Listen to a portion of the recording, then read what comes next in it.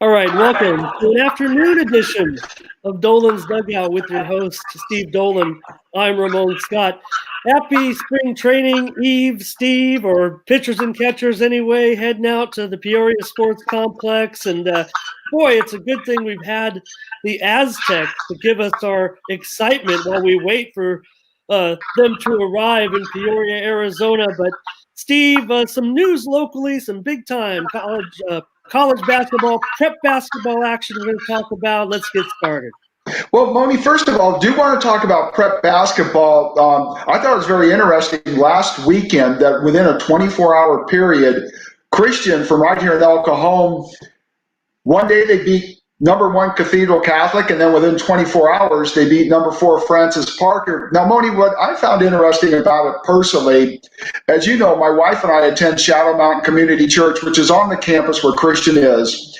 And most people in East County know Pastor David Jeremiah of Shadow Mountain, who is actually internationally famous. We were in Switzerland once, and a lady wanted to introduce herself because she watched him in Switzerland. But bottom line is, during the service on Saturday night, he rarely does this, but Pastor Jeremiah, who's a big sports fan, actually talked about the fact during his announcements that Christian in a 24-hour period had beaten Cathedral Catholic and Francis Parker. I believe he probably did it on Sunday morning too, which means more than 5,000 people in a worship service or 3 worship services actually heard about this boys basketball team because they're really a hot topic right now. And during that same service, he also put up, Pastor Jeremiah put up a link from the Union Tribune and showed the actual story of girls coach Vicki Carrington getting her 300th win. So, Moni, as you know, as well or better than I, it is hot times at Christian High School in prep basketball on both boys and girls.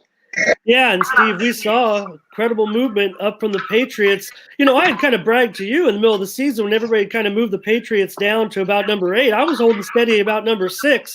Of course, I think that everybody who follows prep basketball knows that, you know, of Christian's 5 losses this year, and they moved up to number 4, by the way, in the polls. But of their 5 losses, 3 have come to number 1 ranked St. Augustine. 1 has come to Cathedral, the first league go-round there, as they played an impossible league with Saints and Christian.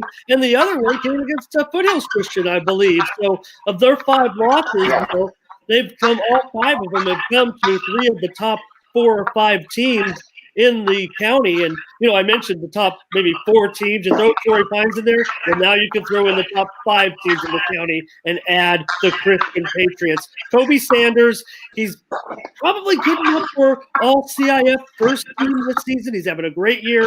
I expect him to be all-CIF first team. And I expect big man Patrick Roberts to be all-CIF second team. Now, they're going to be in the open division. That's going to be really, really tough. But with this victory over Cathedral, I think it shows they're a contender, as I think all 8 teams that make the open division this year are contenders for that title. Absolutely, Moni. It's interesting you say that because I feel the same way. And I think it's interesting, too. You mentioned the 3 teams that Christian has lost to the St. Augustine Cathedral and Foothills Christian. All 3 of those teams at one time or another have been ranked number 1 in the county this year. So I think, you know, Tim Brown's doing a great job out there this year with the Patriots. I'm just curious to see how this open division is going because, as you know, in football, they cut it from 8 to 4 teams because number 8 just wasn't going to be number 1. But you know what? In basketball this year, it's going to be interesting because I could see an 8 beating a 1 or possibly even more so a 7 beating a 2. It's going to be really interesting, first of all, to see exactly who those 8 are, and most of all, how the playoffs go. And I think the Patriots, you know, in the last week or so, they're as hot as anybody. I think they're going to be right there at the end, possibly, if they certainly keep playing the way they were playing. Yeah, looking at those numbers, you know, the Max Preps numbers are pretty solid. I mean, the committee can make some adjustments on Saturday. We're getting ready for the last day of the season this Friday. We'll mention some of the league results locally here, but right now, I still have a feeling that Saints is going to be that team. I know we have Cathedral right now, number 1 in that poll. Torrey Pines did move up to number 2. They got 2 votes this week. I still kept Cathedral Saints number 2, but those were 2 close votes right there. And Christian came in at 4. Francis Parker came in at number 5. And Steve, when you mentioned that Francis Parker game, Christian played them, of course, in the Battle at the Bay, a nice event that Mission Bay is running every year right now, just matching up 2 of the top teams in the county.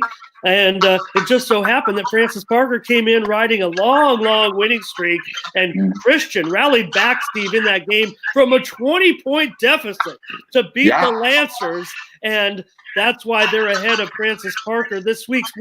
One voter, ironically, did give Francis Parker the first place vote this week. So Poway was number 6. Foothills was number 7. I've got them still a little bit higher.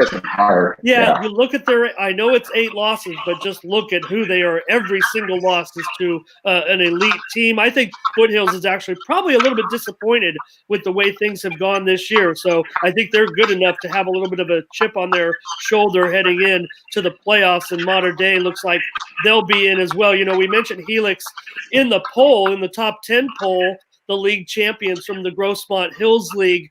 But, you know, in the rankings, they're strictly a Division I team. In fact, they'll be well, we don't know if they're hosting a home game, quote unquote. We know they're going to be in as a home team. But that was a look at the poll this week, Steve. Helix was number 9. Now, Moni, we talked quite a bit about Christian, how great the Patriots are going. But you know, like I say, Friday night is the last regular season, and of course, the playoffs gets. Talk a little bit about what's happened. You know, Grossmont Lake, everything's pretty much getting decided on both the boys and the girls' side. Yeah, 3 titles have been decided outright already. You know, I just mentioned Helix, the number 9 team in the county, and you know, Steve, in the playoffs, Helix is actually sitting 5th in Division I, but they are the Grossmont Hills League champions with a 14-game winning streak right now. I went out and saw them, Steve, last week.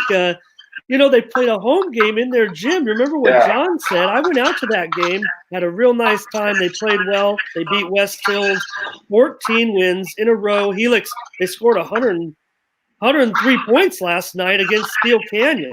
So they won 14 in a row. Over in the Grossmont Valley League, the Granite Hills Eagles, they've won 11 straight. They are the champions in the Grossmont Valley League. They had a big win over Monte Vista last night. That was the last hurdle. Monte Vista could have jumped in there for a share, but Granite Hills got the title there.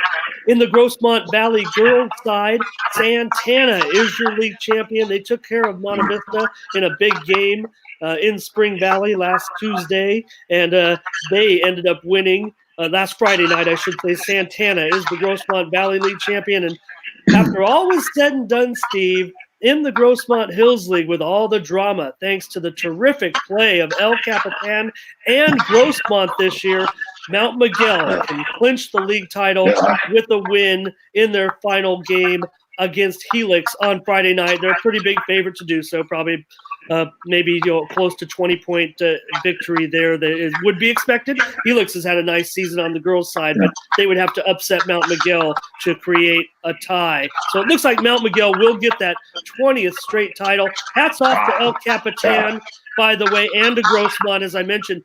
You know, El Capitan, a nice story last night, Steve. They were playing, and Jordan Grandy, who's missed this entire season with an injury, she came in probably as one of the best players in the Grossmont Conference. She's missed the entire season. Jordan's a great player. She came in, made a free throw. She's had a torn knee ligament. She couldn't play all year, but she got into the game late, stepped to the line, took a dribble, took a moment. The crowd kind of huffed with her as she put that free throw up, and she nailed it in her only moment this season. And a great moment for her. And might I just say, Steve, that the Vaqueros might have just been a Jordan Grandy away from winning this title. She would have been the difference, I think, maybe to help them possibly stop that great Mount Miguel streak. But hats off to Robbie Sandoval and the young Mount Miguel Matadors. Their story is well documented as well. They lost their 2 top players to transfer before the season. Now they have 3 freshman girls step in.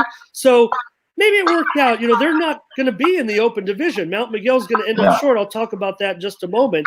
But they have been able to bring these young freshmen along and already have some nice wins. And they're going to be competing in Division I, and they're going to be a top contender in Division I. El Capitan is also going into the girls' Division I playoffs. Christian They're going to make the Open Division playoffs, Steve. They're a great team. Their losses have all come to teams better than them. Christian has defeated every team that they're expected to beat. They're waiting to win the big game, and they're going to have to win a couple of them to win the Open Division championship on the girls' side. I just want to mention all the teams are going to have those playoff pairings on Saturday. On the girls' side, Grossmont, they're going to be about a number 5 seed in Division 2. Foothills Christian and Helix, they are 2 of the top 3 seeds in Division 3. Santana's in there as well as about a 13 seed in Division 3. In Division 4, it looks like Liberty Christian is going to make the playoffs, as well as Granite Hills. Also expect the El Cajon Valley Braves and Monte Vista Monarchs in there. It's going to be a wild playoff for these county teams in Division 3. In Division 5, Valhalla might squeak in with just 3 wins. On the girls' side, Steve, on the boys' side, Foothills Christian and Christian, we talked about them already, Open Division contenders. Helix, I mentioned, number 5 seed in Division 1. Mount Miguel's in automatically as a 16. They're going to be out quickly. They only had 3 wins. In Division 3 boys, Grossmont, they're going to end up as a top 4 or 5 seed along with Granite Hills. They're right there, both fighting for possible 2 home game situation, but it's close. West Hills, number 11, Santana, may squeak in at number 16. In Division 4, Monte Vista is in as a 5, and El Capitan likely around number 7. I will mention El Cajon Valley, they could get in as the number 16, but the number 17 team is a team that has an undefeated league record and are outside the bubble. So probably if one team gets bumped, it's going to be either the Braves or Palo Verde Valley. And in Division 5, Liberty Charter is headed in to the playoffs. And we'll get all those seedings on Saturday, Steve, but all the drama is pretty much over in prep basketball. Yeah. Well, Moni, appreciate the rundown. And, you mentioned a couple minutes ago, John Maffey from the San Diego Union Tribune, who we had on last week. We thank John for being with us.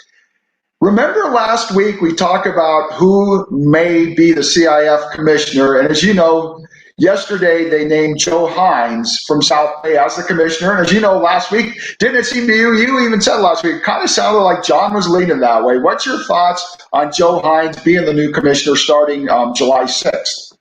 Well, I know not only does Joe do a lot of support work for those South Bay, the conference down there, but has also been a big part of a lot of the CIF stuff, the San Diego Sports Association program as well. So I think you see him around at a lot of the events, leading the way, leading the job, as you will, just doing what all those great athletic directors and supporters do, and that's just be there on the scene, making sure it all runs properly and smoothly, not to mention behind the scenes stuff with things like fundraising and schedule making and all those things. He's proven to be able to do the job, and I think everyone has a lot of respect for Mr. Hines, and following in the tradition, it just seems like these commissioners, I know that they all get a lot of heat dating back to Jessup and who else? Ackerman. I'm trying to remember the names.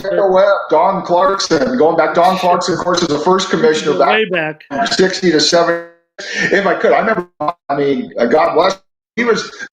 I remember the Dickens, the late great Bill Dickens, who was a boss of both of us. Don was funny though, because I don't want to say this wrong, but he was hard. Like, as riders and all, we get CIF passes to go to games and all. And man, if you got a CIF pass from him, you almost had to write in blood that you were going to be at this many games or whatever. But, from him, but he was a great commissioner. Then him and, like you say, Kendall Webb, Jen Jessup, Dennis Ackerman, and, of course, now Jerry Schneep, a Helix High grad, who's a current commissioner. And, Moni, one thing I thought that was interesting in today's Union Tribune and John Maffey's story about Joe Hines taking over, what he said that really hit me is he said, I don't really have to redo anything because things are going smoothly. It's just mainly just keep the boat going forward. And I thought that was really insightful, that he's not going to have to come in and change the world. It's just keep the world going the direction that it is at the CIF. I think the way Jerry handled things was to get everyone together and get everyone's thoughts together. The top representatives, whenever there was an issue, they'd get together and discuss things. And I think that he just tries to cater to kind of a populist theorem, if you will. When people come together, see what most people think and kind of go that way, not just because he thinks it's a good idea to do something. He really just tries to survey the scene, get the pulse of what the athletic directors are thinking and what they need, and that's the solution, and that's what they've gone with, and that's the way to do it. Maybe it sounds like, maybe he doesn't take chances or whatever. There's some criticism of the way things are going, but you just can't stop society in what they're doing. I mean, it's just impossible. So you just try to manage it, and I think that that's what Jerry's done tremendously well. Totally agree. And Ramon, as you know, we were talking earlier about Christian being such a hot team. As we all know, the hottest team in town, they're at Viejas Arena. I mean, San Diego State, 25-0. Of course, I worked out at San Diego State for almost 16 years in marketing, but the thing is, so I really don't want to give my opinion too much because I'm biased, but what I'm going to talk about is that San Diego State, how they've caught on nationally. Because as you know, back in December when it took a Malachi Flynn 3 at the buzzer to beat San Jose State, which isn't a very good team, San Diego State wasn't even ranked, and San Diego State's gone up to number 4, been there for 3 or 4 weeks now. But let's say a couple of the national people on ESPN, Seth Greenberg last night was going through San Diego State, talking about how he thinks they've got potential to be in Final Four. The one that's really hit me is Jay Billis, because Jay, I mean, he's probably, their top analyst. And he has said, hey, San Diego State's going to go undefeated. This team's for real. And he's also mentioned they could possibly be a Final Four team. So, again, leaving it to the experts, I get what they're saying. But the one thing I'm going to say is for people in San Diego to be careful. I know on the radio the other day they asked the question to a couple of hosts, if you knew that San Diego State was going to get in the Final Four, but they were not going to win the Final Four, would you take it? And the radio host said no. I'm going to say yes. San Diego State's never gotten past the Sweet 16. I think the issue I'm having, this isn't so much with the team, all of a sudden the bandwagon, so many people are just assuming this team's going to go undefeated, just assuming they're going to go to the Final Four, just assuming they're going to win the Final Four. When you get there, it's not easy. I mean, I saw on the paper today, like the last 4 teams that have started this hot, that only, I think, one of them got to the Final Four. It's not easy. I know we talked about it before. Virginia last year, which won the national championship, in their last 3 games, they were basically down in the final minute. So it's going to be different. I mean, San Diego State's blowing out a bunch of teams in the Mountain West, which is great. I mean, I think that shows us how superior this team is. But on the other hand, this team really hasn't had too many close games. The San Jose State game and at Vegas for most of the game.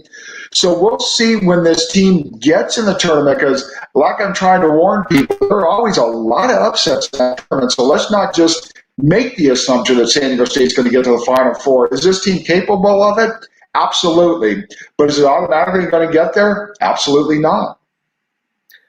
Yeah, and I'm going to take the low road on this one. I mean, the team is good enough to win the national championship, and it's because of this elite personnel.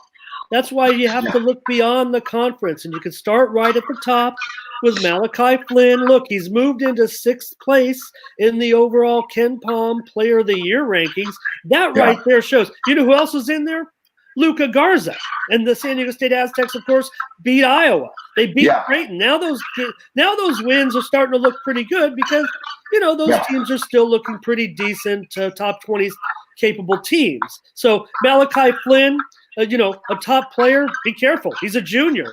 It looks like some people say his game might not transition to the NBA. You look at the NBA right now, his game transitions to the NBA. He's an NBA player. He might even be an NBA starter before you know it. And look at Matt Mitchell. That dunk last night, that was elite level play. I mean, when you can do that, it might look like he was trying for a great dunk, but really he went up with the ball and it kind of like started to slip his hand, but he's a man. He just grabbed the ball, re-grabbed the ball out from the back of his head, was able to still throw it down. And that's because he's a great, great player. Now, his size might be what is the question for him at the next level. But compared to all the players in the country right now, Matt Mitchell is one of the best players in the country. You have, Yanni Wetzel. I mean, he's a man among boys. And I don't mean as a player, just as a man.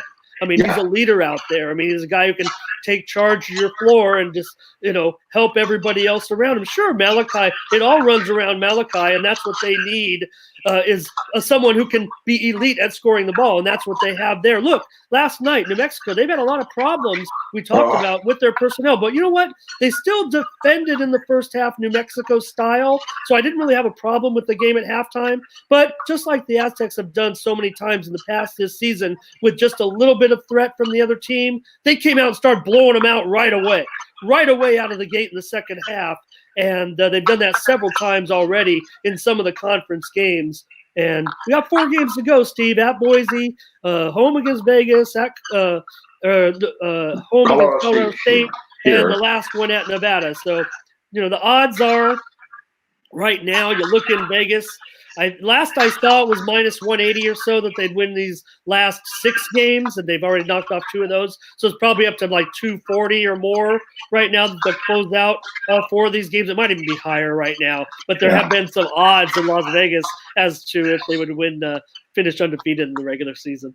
Yeah, and even about midseason, as you know, when San Diego State was starting to get recognized, they were 40-1 to win the national title. Now I think down to 15-1.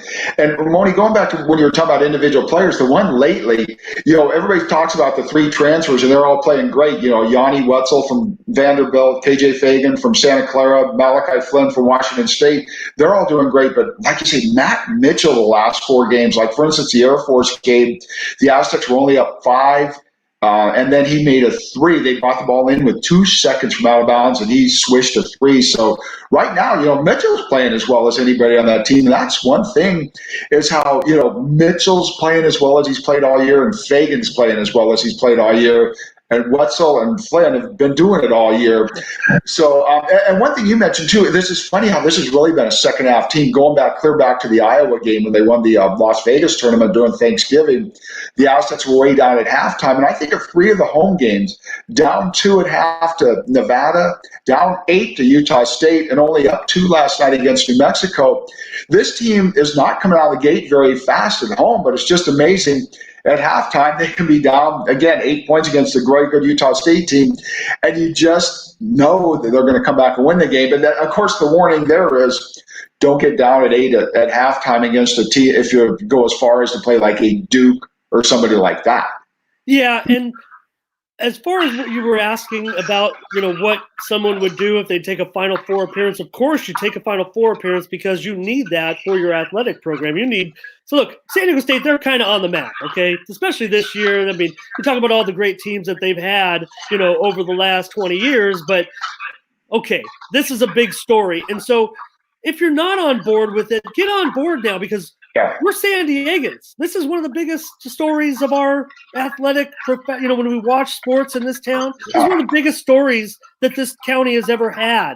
And we got to keep watching it right now because, yes, if something happens and we get knocked out in Sweet 16, that's a big disappointment. This team is good enough. You look at what happened this past weekend, Steve. The NCAA announced their top 16 reveal on Saturday morning. That's when the committee got together last week and said, these are our current top 16 seeds. Now let's see what happens over the last, month of the season. Well, who was on the one line? San Diego State. And it was your disappointment, I'm sure, to see that they said, well, you know what? San Diego State's our number 4 seed, and we're sending them back east for the first round. Well, that sucks. But, hey, we're going to have to accept it if that's what happens. They could still move up a little bit. Gonzaga and San Diego State are going to win these last games.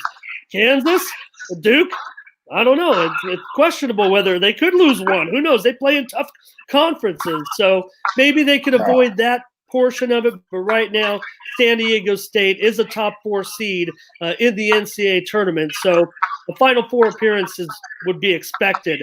And no matter what, if they lose those games, Elite Eight's going to be exciting enough. If we get to that point, we get to watch that game from wherever it is. But if they were to get to that Final Four weekend, even a national semifinal, look, might be a toss-up against one of those blue blood teams, or another team like Dayton. That's kind of like San Diego State, right? That could be fun too. I mean, look, Butler's made it to the national champ. Butler is a great program. They're a top team right now too. So Yeah. we have teams like San Diego State, Butler, and Dayton, and we're one of them. And if we get to that game, it's just going to be win or lose. It's going to be awesome 2 hours of basketball.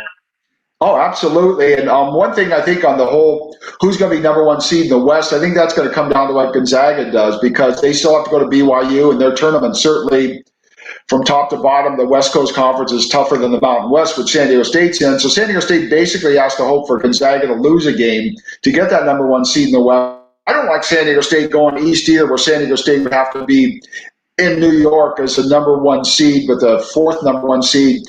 But, I mean, we got to remember, though, and I hate to put it this way, but that's kind of the way it goes in the NCAA tournament, because normally in the past what's happened is there haven't been very good teams out west.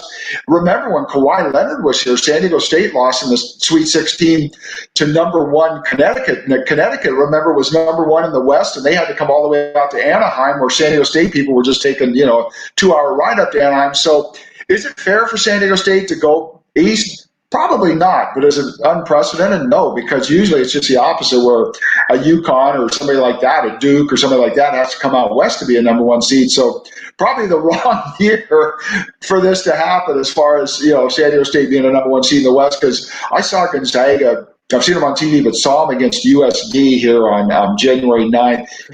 Time scored. USD's not very good, but it was 53-16. I mean, Gonzaga's got an unbelievable front line. Honestly, if Gonzaga's going to be a number one seed in the West, I wish San Diego State would be a number two seed in the West.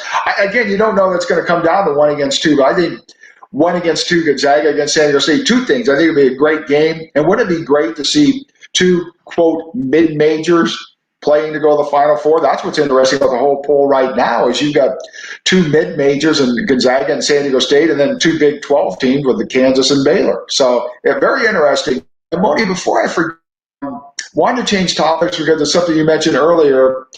The sun's out today, beautiful day. I know it's in the 70s in the desert and all. Padres are starting spring training. Pitchers and catchers are there. What's your thought of the whole thing now the Padres are in camp? Well, I think we saw the writing on the wall that Mookie Betts wasn't going to be coming to San Diego. So, we were talking about the Aztecs and all the setups about disappointments, and you can just see that one coming. Come on. We weren't going to get Mookie Betts. The Dodgers were. And that makes me mad, but that's just the way it goes, man. So, you know what? Will Myers, go grab your glove. We're going to still need you. Go out to center field, whatever. Manny Margot got traded, but this team is making some moves. I don't know what else is in store. It's getting late. It's already, time to start swinging the bats. And I'm excited. I don't care that we're maybe predicted for third place. I think it's going to be a fun season. We got a decent team. It's not a championship team yet by any stretch. But you know what? We got Tatis Jr., and it's exciting enough for me. Yeah, and Moni, what's interesting too, you mentioned Will Myers. I mean, the Padres have 3 years, $61 million left on his contract. Of course, they've tried to move him, pay part of his salary. That didn't happen. I'll give a theory on Will Myers that I heard, and I'm not saying this is going to make him a better player or whatever. It seemed like his best season was under Bud Black, who was more of a relaxed, laid-back manager, and he didn't do so well under Andy Green, who was more not so laid back.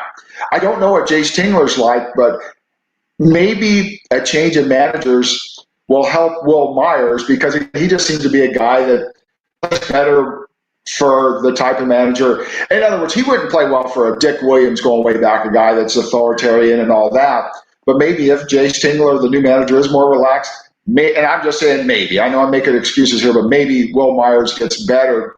I think, though, the one thing that is best about the Padres right now is their bullpen. They already have Craig Stammen and Kirby Yates coming back, and then they go out and they sign Drew Pomeranz, Pierce Johnson, and then just the other day, Emilio Pagan, who was the closer for Tampa Bay, which made the playoffs last year.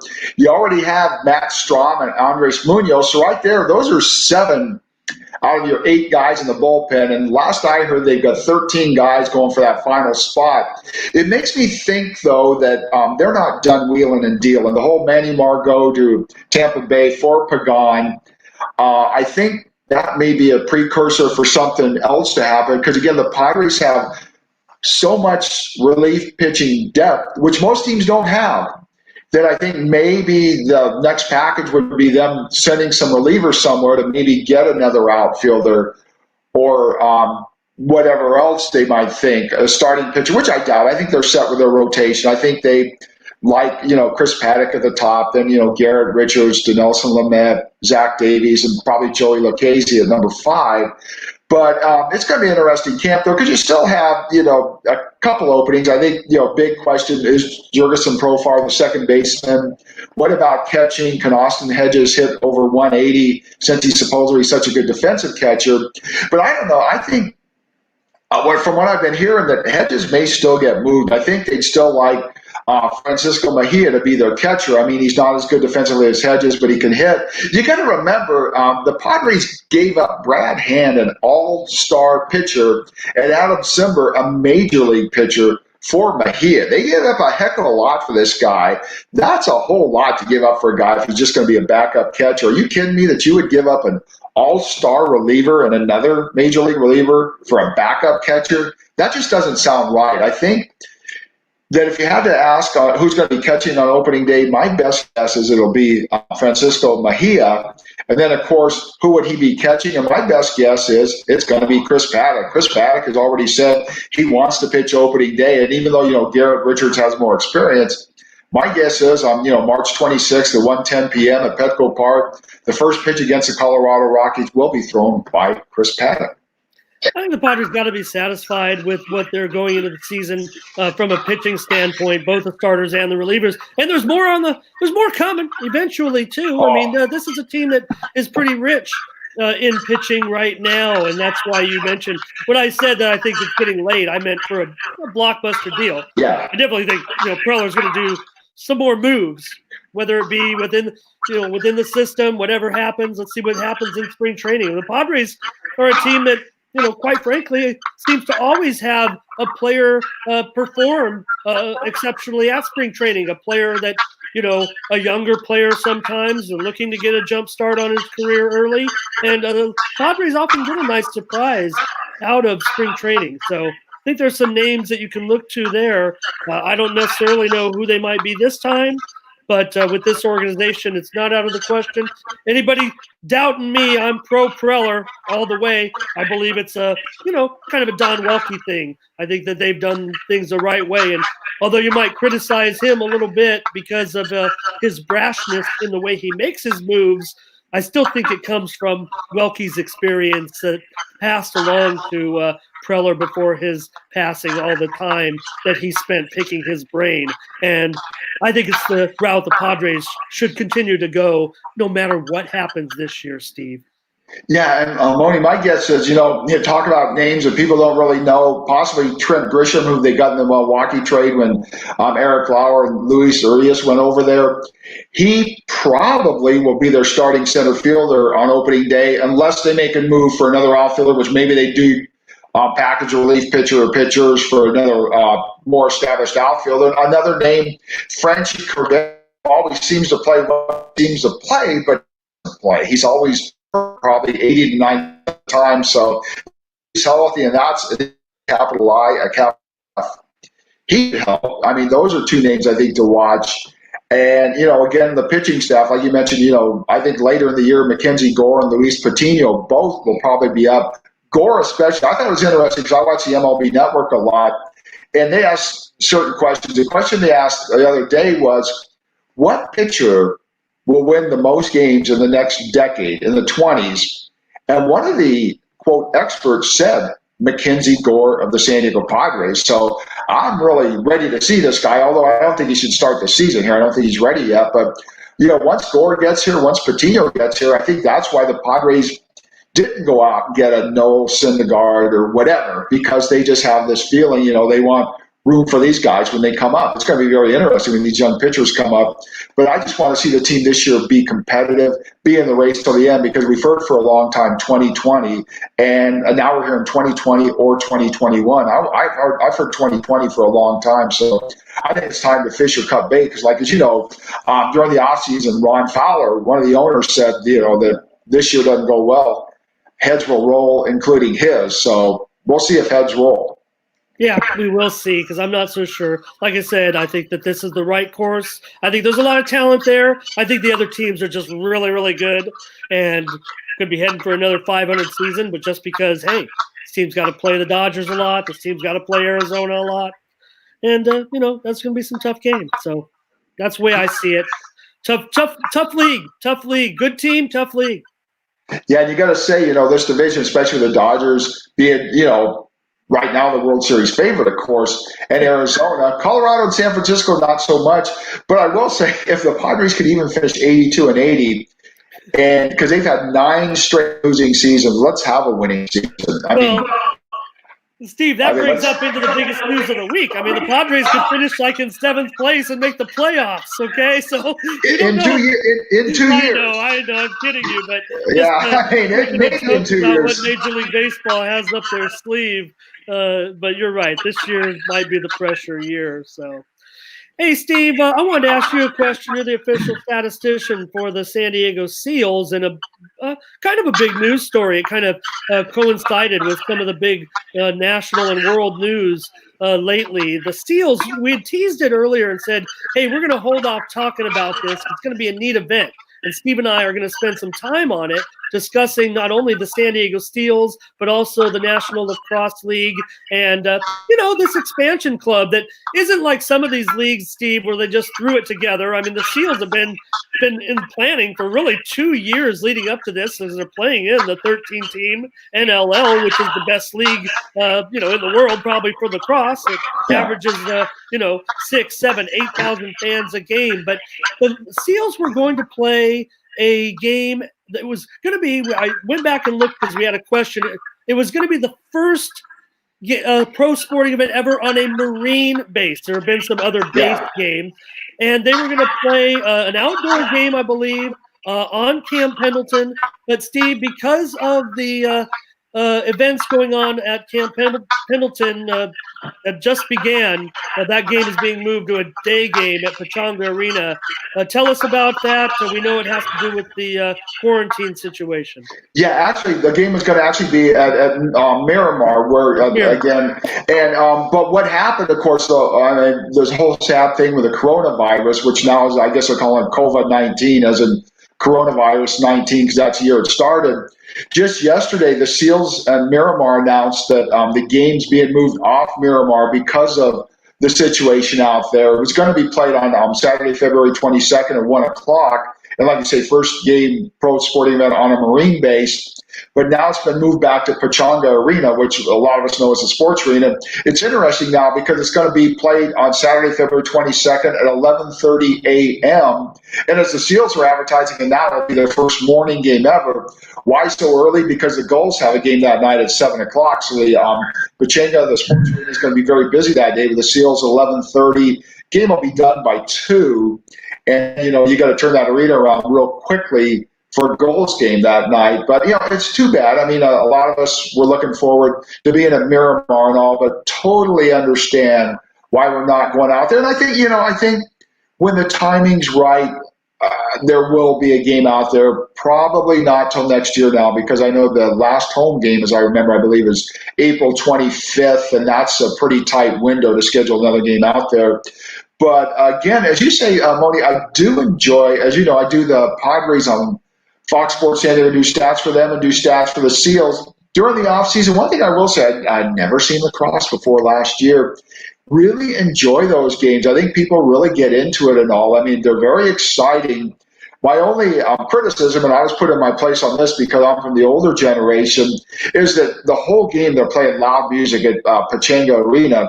But a guy named David West, David helps me out with stats, really good, really smart. He's a high school teacher. I told him that once. I said, David, they got to turn this music down.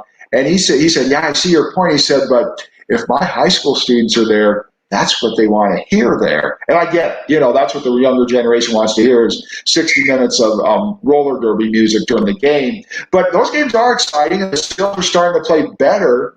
So it's really interesting what's going on there. And I know you have a lot. Speaking of statistics, you have a lot on the team. What have you dug up on the team? Because, again, they're playing a lot better lately. Yeah, in fact, they had that win. They played a game in Las Vegas against the Colorado Mammoth, and I believe they've actually two of their three wins are against the Mammoth, and one of them was on the road. And Steve, when the San Diego Seals go on the road, they go on the road, man. There ain't no teams around here. They do. Buffalo, gosh, Buffalo seems like one of the closer places they go. Vancouver, but Calgary, they're all over the place. Everything's back east. Yeah, they've got a young team, and they're not going anywhere. This ain't some fly-by-night operation. I mean, a lot of people know that the Seals are owned by Joe Tsai, and he's the owner of the Brooklyn Nets. He's also from Alibaba. He's also part owner of Alibaba, right? So we know, his kids go to Bishop. They went to Bishop High, or one of them, I think, graduated. One of them might still go to Bishop High, I believe. And so he's from San Diego, and San Diego's the only franchise. Colorado's the closest franchise to San Diego, and all else are back east because lacrosse is a huge sport back east. You know where else it's a huge sport, Steve? In San Diego. A lot of high school lacrosse teams, especially right here in the East County, championship programs here in the East County, and that's why I could see it. I mean, you're probably getting a lot of lacrosse teams going to these games. And by the way, Steve, if I had any advice for any parents out there that watch East County sports programming and maybe their kid doesn't like soccer or football, go grab them a lacrosse wicket, man. I mean, these scholarships are available.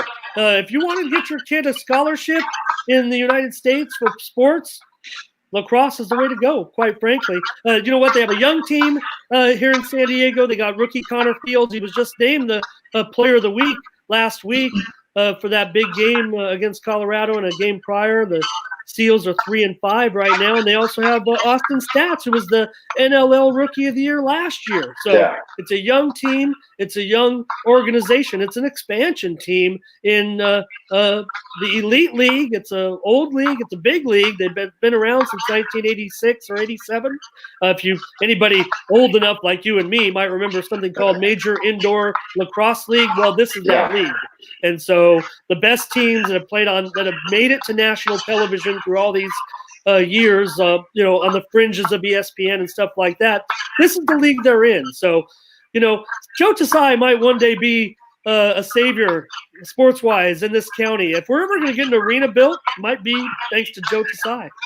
Oh, I agree, Moni. It's interesting because that's what I was thinking too. The thing about Joe Tsai, he's worth 8 to 10 billion, somewhere in that range. So even when the whole thing was going on where STCCU Stadium is now, as you know, that's San Diego State's property now, and that's great. But had that not worked out, Joe Tsai, I thought, had the money where he built a stadium next to the sports arena. And now what's interesting is, they have this whole thing going on in the city of San Diego.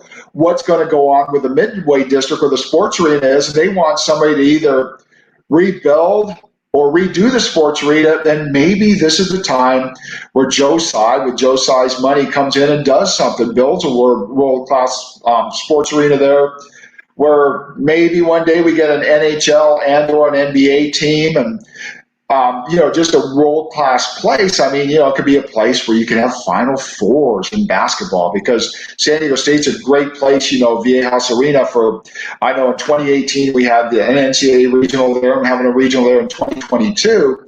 But the building's too small for a Final Four, but it's certainly good for an NCAA regional. But I could see, build a world-class sports arena, and you could bring, hopefully, then a couple of major league sporting teams here, but, venue for concerts and all, because even the sports arena, which is over 50 years old now, has a lot of events. That's why you'll find the Seals playing at 11:30 on a Saturday morning, or last year when the Seals got in the playoffs, they had to play on a Monday night, because that arena's booked, especially on weekends, and that's an old arena. Can you imagine what it'd be like to have a new sports arena here? That's what I'm hoping. I mean, again, I know how how political people are and all. I worked at San Diego State, where anything in government does not move quickly, and it may not move quickly, but man, goodness, if they're going to redo the whole Midway District, my bottom line, I'd like to see Joe Tsai sports arena there. He's certainly to do it, and an individual go through all the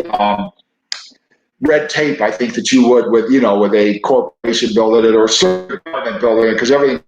It's red tape, but my bottom line, I'd love to Joe Tsai new sports arena where the sports arena is right now. And again, I think you get a lot of world-class events here. Yeah, so he's our man, and we thank him for putting a lacrosse team out here in this great league. And so anybody who thought, oh, here's another minor sports team in San Diego, fly-by-night operation, that's not the case. I mean, the Seals are in a big league with a big backer, and they put on a pretty professional show out there, not only on the lacrosse field, but also with their game day amenities and things like that, because of the way this guy runs his business. And I think that's key. I think it'd be neat, Steve. You could build a really nice arena that could be big but not too big. It could be beautiful, because that's the way we do things now out here. We'll see what happens over at San Diego State now, San Diego State West, now that the money is finally in, or is it? We don't know, but when we get started on that project, but we know it's, we got some money now. We can do something there. So just looking forward to the Seals and our report on that. We're going to talk to you more later, but it's all about the Padres now and prep basketball. So thanks a lot, brother, for another great show. We had a lot of good time to talk about 45 minutes today. Well, Moni, thanks so much for having me. And as you know, next week on Monday, we're going to be talking prep basketball playoffs, because, again, just a reminder that the seedings will be announced Saturday. I believe it's noon for the girls and 2:30 for the boys, if I remember right.